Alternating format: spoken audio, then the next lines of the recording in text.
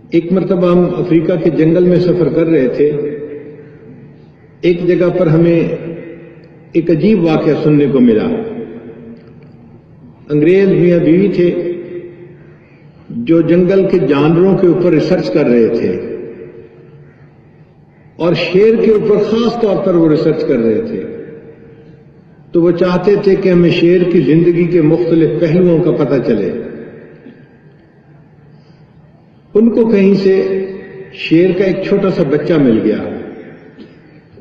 شیر کا بچہ دیکھنے میں بلی کی طرح کا ہوتا ہے.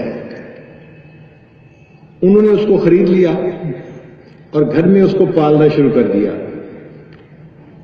ان کی ایک بیٹی تھی جس کی عمر تھی 3 سال. وہ بچی اس بلی نما بچے کو لے کے بیٹھتی گود میں اور فیڈر کے ذریعے اس کو دودھ پلاتی. اب یہ بچی کا روز کا کام تھا صبح و شام اس کو دودھ پلانا. بچہ دودھ پیتا رہا بڑا ہو گیا. شیر 2 سال کی عمر میں بھرپور نوجوان شیر بن جاتا ہے. 2 سال گزرے تو بچی کی عمر تھی 5 سال، چھوٹی بچی تھی، اور شیر کی عمر ہو گئی 2 سال اور وہ بھرپور شیر بن گیا. گھر والے بھی اس سے ڈرتے. لوگوں نے ان کو مشورہ دیا کہ اگر آپ کو اپنی بچی کی زندگی مطلوب ہے تو اس شیر کو جنگل میں چھوڑ دیں. اگر گھر میں رکھیں گے تو یہ کسی دن آپ کی بیٹی کو ہی کھا جائے گا. ماں باپ جب اس بھرپور شیر کو دیکھتے تو وہ بھی ڈرتے کہ اگر اس کو کسی دن غصہ آ گیا تو اس نے تو اس طرح بچی کو کھا لینا ہے جیسے ایک آدمی کھیرے کو کھا لیتا ہے. چنانچہ انہوں نے ایک دن فیصلہ کیا کہ اس شیر کو آزاد کر دیا جائے. انہوں نے اس کو جنگل میں چھوڑ دیا. شیر جب جنگل میں گیا تو وہاں اس کی ایک دوسرے شیر کے ساتھ ملاقات ہوئی. شیر ایک ٹیریٹوریل اینیمل ہے، اپنی حدود بنا کے رہتا ہے اور اپنی حدود میں کسی دوسرے کو داخل نہیں ہونے دیتا. اگر کوئی داخل ہو جائے تو اس سے لڑائی ہوتی ہے، حتیٰ کہ دونوں میں سے ایک یا بھاگ جائے یا مر جائے. یہ نوجوان شیر جب دوسرے شیر کی باؤنڈری میں داخل ہوا تو اس شیر سے اس کی لڑائی ہوئی. پرانا شیر بوڑھا تھا اور یہ شیر تازہ نوجوان تھا.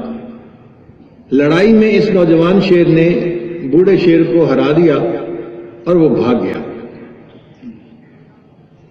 جو شیر بھاگ جائے اس کا جو ایریا ہوتا ہے وہ پھر جیتنے والے شیر کو مل جاتا ہے، اور اس کی جتنی بیویاں ہوں وہ بھی اس جیتنے والے شیر کے ساتھ رہنا شروع کر دیتی ہیں. چنانچہ یہ جو شیر آزاد کیا گیا تھا اس نے جنگل میں اپنی جگہ بنا لی اور وہاں رہنا شروع کر دیا. اب یہ کھانے کے لیے وہاں جانوروں کو شکار کرتا. کبھی ہرن کو مارتا، کبھی کدو کو مارتا، کبھی زیبرا کو مارتا، کبھی جراف کو مارتا اور ان کا گوشت کھاتا. یعنی یہ وحشی شیر بن چکا تھا، جنگلی شیر بن چکا تھا. اس نے 10-15 دن اس طرح گزار لیے. ایک دن چلتے چلتے یہ اس گھر کے قریب سے گزرا تو شیر کو یاد آ گیا کہ اس گھر میں چھوٹا تھا تو پلا بڑا تھا اور ایک بچی تھی جو مجھے دودھ پلاتی تھی. تو گھر کے قریب پہنچ کے شیر نے آواز نکالی. اس کی آواز ایسی تھی کہ لڑکی نے فوراً پہچان لی کہ وہ جو میرا دوست شیر تھا وہ مجھے بلا رہا ہے. لڑکی اپنے گھر سے نکلی، 5 سال کی بچی تھی، اور وہ بھاگتی ہوئی شیر کے پاس پہنچ گئی. جب ماں باپ کو پتہ چلا انہوں نے باہر نکل کے دیکھا تو شیر ایک جگہ لیٹا ہوا ہے اور وہ بچی اس کے پاس بیٹھی ہے. کبھی اس کے گردن کے بالوں میں ہاتھ پھیرتی ہے، کبھی کمر پہ ہاتھ پھیرتی ہے، اور کبھی اس کی پیٹھ کے اوپر چڑھ کے بیٹھ گئی، سواری کر کے بیٹھ گئی. تو ماں باپ کو ڈر لگا یہ چھوٹی سی بچی اگر شیر کے اتنا قریب رہے گی تو شیر تو اسے کھا سکتا ہے، مار سکتا ہے جان سے. ہماری ایک ہی بیٹی ہے اور اگر وہ مر گئی تو ہم تو بہت نعمت سے محروم ہو جائیں گے. ماں نے دور سے ڈرتے ڈرتے اپنی بچی کو اشارہ کیا، بلایا، بیٹی یہ شیر اب جنگلی بن چکا ہے، تم اس کے قریب نہ رہو، تم واپس آ جاؤ۔ مگر بچی تو ماں کی بات سن ہی نہیں رہی تھی۔ کافی دیر وہ شیر کے پاس ہی بیٹھی رہی، پھر بالآخر بچی جو تھی وہ ماں کے پاس واپس آئی تو ماں باپ نے اسے گھر میں جو ہے نا وہ دروازے سے اندر داخل کیا اور سکھ کا سانس لیا کہ شیر سے بچ کے ہماری بیٹی واپس آ گئی۔ اب میاں بیوی نے فیصلہ کیا کہ اگر ہم یہیں رہیں گے تو شیر تو آتا رہے گا اور یہ ہماری بیٹی بھی اس کو باہر ملنے کے لیے جائے گی تو بیٹی تو کسی دن مر جائے گی، اس لیے بہتر ہے کہ ہم اس جگہ کو ہی چھوڑ دیں اور ہم واپس اپنے ملک چلے جائیں۔ انہوں نے اپنے گھر کا سامان سمیٹ لیا، جہاز کی ٹکٹیں بنوا لی۔ جس دن ان کے جہاز نے جانا تھا، گھر سے روانگی سے کوئی 3 گھنٹے پہلے پھر شیر وہاں آ گیا۔